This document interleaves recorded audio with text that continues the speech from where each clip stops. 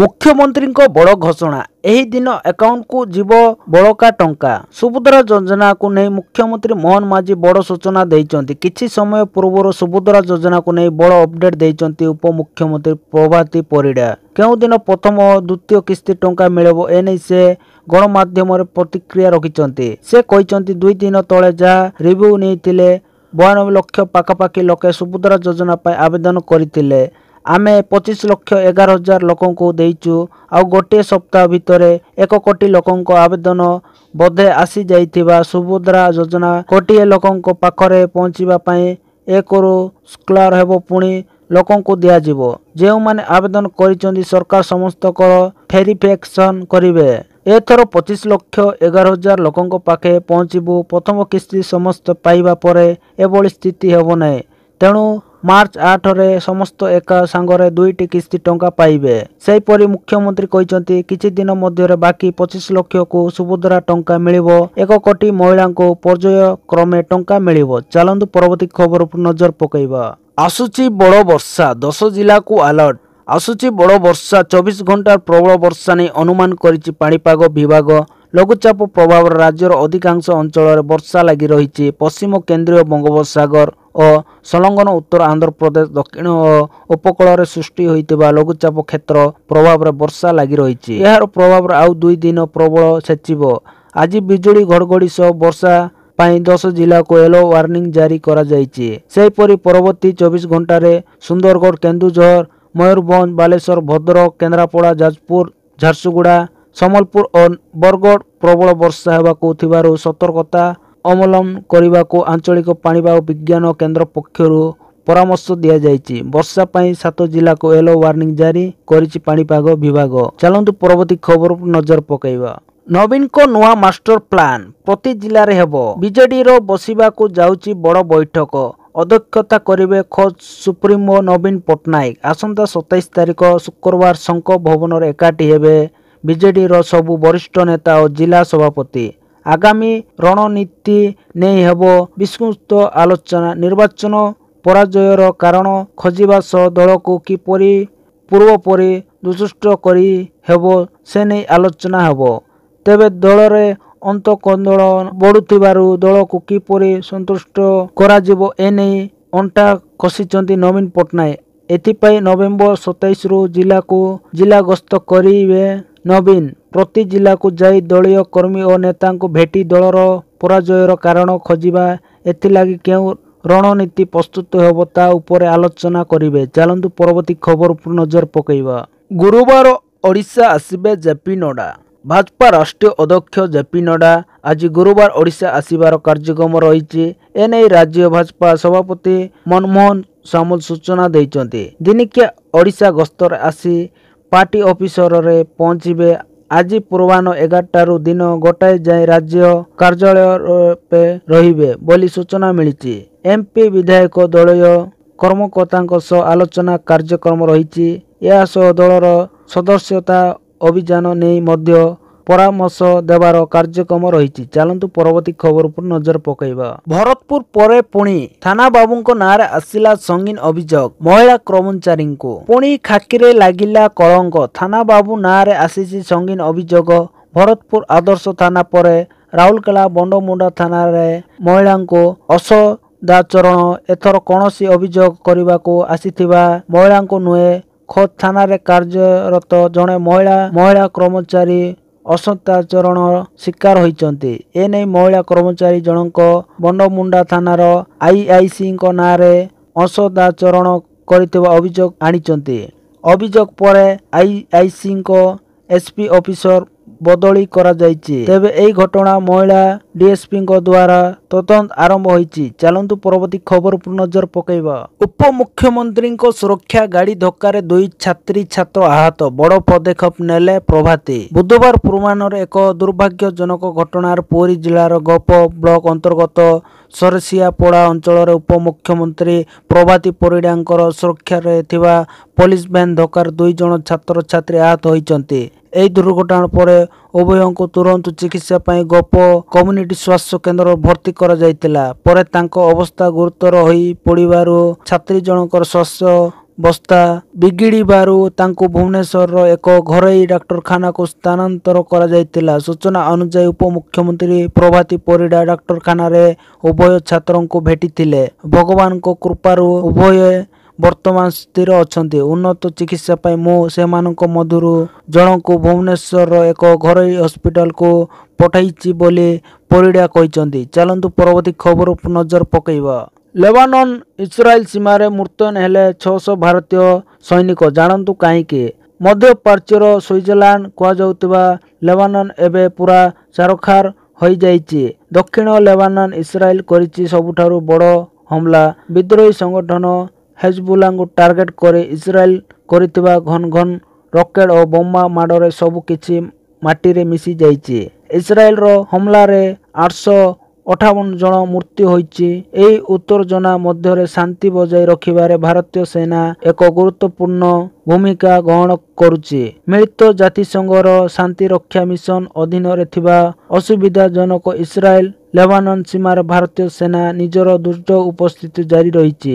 ଇସ୍ରାଏଲର ଲେବାନନ ପ୍ରତ୍ୟାହାର ପରେ 2000ରେ ସ୍ଥାପିତ ହୋଇଥିବାରୁ ବ୍ଲୁ ଲାଇନରେ ବର୍ତ୍ତମାନ 600 ଭାରତୀୟ ସୈନିକ ନିୟୋଜିତ ହୋଇଛନ୍ତି। ଚାଲନ୍ତୁ ପରବର୍ତ୍ତୀ ଖବରକୁ ନଜର ପକାଇବା। 92 ଲକ୍ଷ ଛୁଇଁଲା ସୁଭଦ୍ରା ଆବେଦନ। ସୁଭଦ୍ରା ଯୋଜନାର ଏବେ ସୁଦ୍ଧା 92 ଲକ୍ଷ ଜଣ ଆବେଦନ କରିସାରିଲେଣି।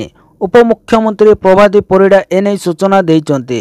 ସେ କହିଛନ୍ତି ଯେ ଆଉ ଏକ ସପ୍ତାହ ପରେ ଆବେଦନକାରୀଙ୍କ ସଂଖ୍ୟା 1 କୋଟି ଛୁଇଁଯିବ।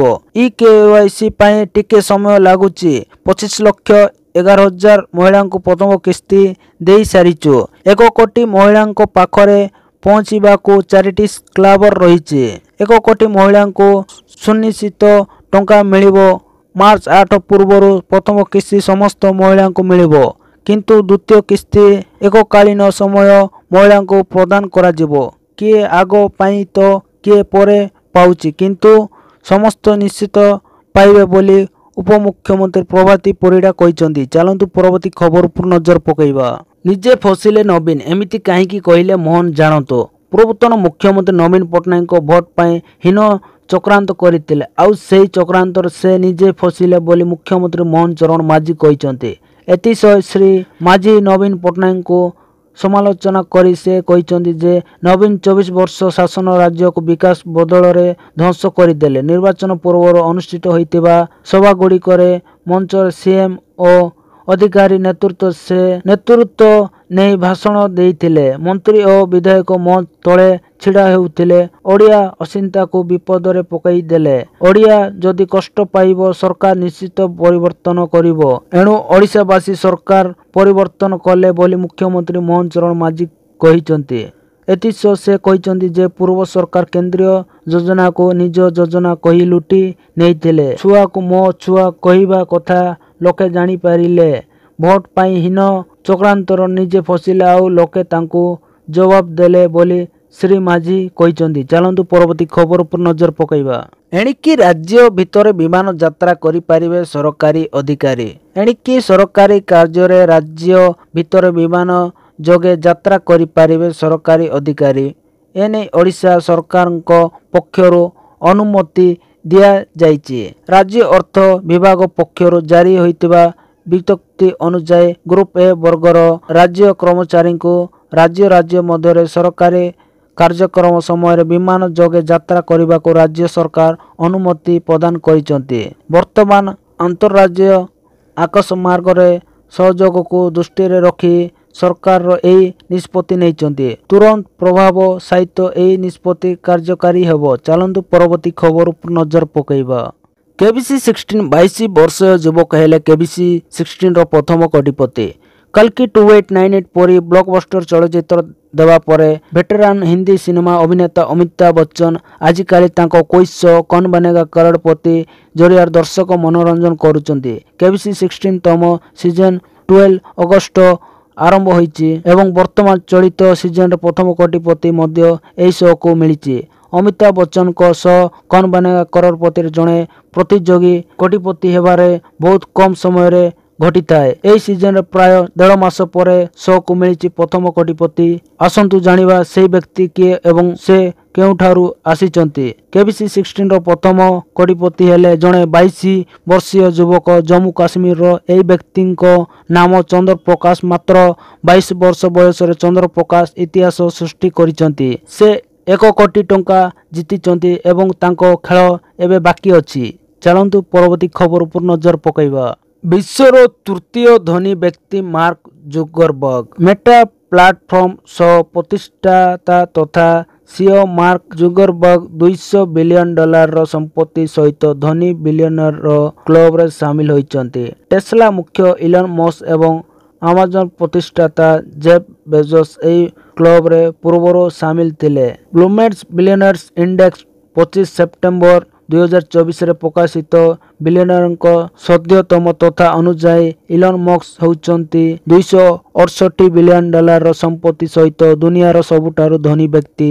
ଜେଫ୍ ବେଜୋସ୍ ତାଙ୍କ $216 ବିଲିୟନ ସମ୍ପତ୍ତି ସହିତ ବିଶ୍ୱର ଦ୍ୱିତୀୟ ଧନୀ ବ୍ୟକ୍ତି। ସେହିପରି ତୃତୀୟ ସ୍ଥାନରେ ମାର୍କ ଜୁକରବର୍ଗ ଅଛନ୍ତି। ତାଙ୍କର $200 ବିଲିୟନ ସମ୍ପତ୍ତି ଅଛି ଏବଂ ସେ ପ୍ରଥମ ଥର ପାଇଁ $200 ବିଲିୟନ ସମ୍ପତ୍ତି କ୍ଲବରେ ଯୋଗ ଦେଇଛନ୍ତି। ମାର୍କ ଜୁକରବର୍ଗ ସମ୍ପତ୍ତିକୁ ଚଳିତ ବର୍ଷ $71 ବିଲିୟନ ସବୁଠାରୁ ବଡ଼ ବୃଦ୍ଧି ଦେଖିବାକୁ ମିଳିଛି, ଯେତେବେଳେ କି ଜେଫ୍ ବେଜୋସ୍ ସମ୍ପତ୍ତି $48.3 ବିଲିୟନ ଏବଂ ଇଲନ ମସ୍କଙ୍କ ସମ୍ପତ୍ତି $38.9 ବିଲିୟନ ବୃଦ୍ଧି ପାଇଛି। ଚାଲନ୍ତୁ ପରବର୍ତ୍ତୀ ଖବର ଉପରେ ନଜର ପକାଇବା। ସୁନା ଦର 77,000।